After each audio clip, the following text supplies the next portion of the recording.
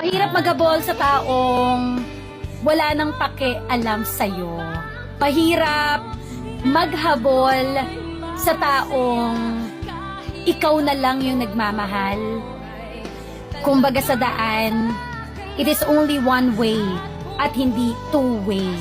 Mahirap maghabol kapag alam mong yung taong hinahabol mo eh hindi naman nagpapahabol. Mahirap maghabol. Lalo na kung para sa kanya, wala ka ng halaga. Kaya minsan, hindi po masama na mag-pause muna. Naisipin mo muna yung sarili mo at isipin, is it really worth it ba na maghabol pa sa kanya? Kasi baka mamaya, takbo ka ng takbo. Wala naman palang patutunguhan ang pagtakbo mo. Kaya think twice